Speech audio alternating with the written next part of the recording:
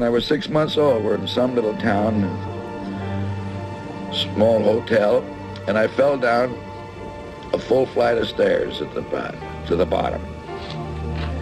They come running up. I sat up and just shook my head and shook it off and didn't cry. So they knew I wasn't hurt. And Houdini says that was sure a buster, meaning a fall, because that's the only time it was used. It meant a bronco buster or a fall. It was never used as a name. My father said, well, that would be a good name for him. It don't sound bad. Now, I was born with the Keaton Houdini Medicine Show Company on a one-night stand in Kansas.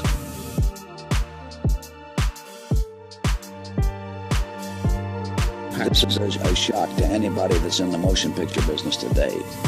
I mean, you're veterans of the pictures of the last 25 years or so that didn't know the silent days. A feature-length picture, neither Chaplin, Harold Lloyd, or myself ever had a script. That sounds impossible to anybody today in the picture business. We never even thought of writing a script. We didn't need to. By the time we had talked and worked out what we thought was a picture, for instance, we always got a start. People always come up with a start. So that's funny. That's a good start.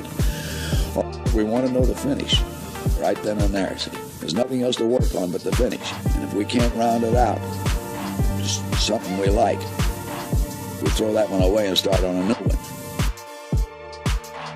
What good would a script been to me? You just throw gags out right and left when we're shooting because they don't stand up and they don't work well. And then the accidental ones come. Well, you see, I learned that from the stage. That I was the type of comedian that if I laughed at what I did, the audience didn't. So I just automatically got to that stage where the more seriously I took my work, the better laughs I got.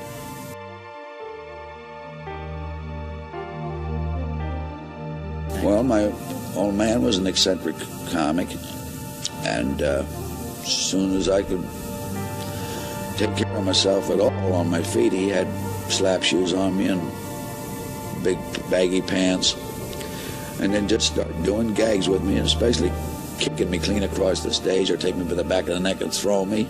And as I grew used to doing it and knew how to do it, the throws become longer. By the time I got up to around 7 and 8 years old, we were called the roughest actors ever in the history of the stage.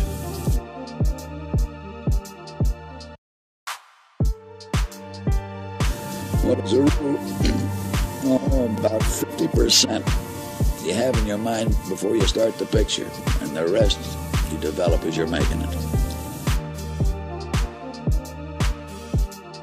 That's right, we eliminated subtitles just as fast as we could if we could possibly tell it in action. Well, when we found a finish, how to round that out, we never worked on the middle. We always figured the middle would take care of itself.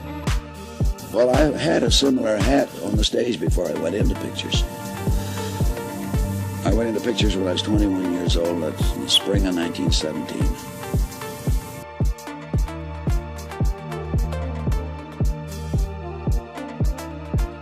I went into pictures with Roscoe Arbuckle. I mean, his pictures are the first ones I appeared in.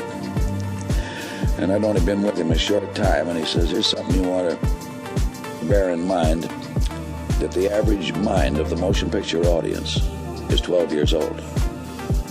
It's a 12-year-old mind. Sure entertaining. I was only with him about another couple of months or something like that, and I said, Roscoe, something tells me that those that continue to make pictures for 12-year-old minds ain't going to be with us long.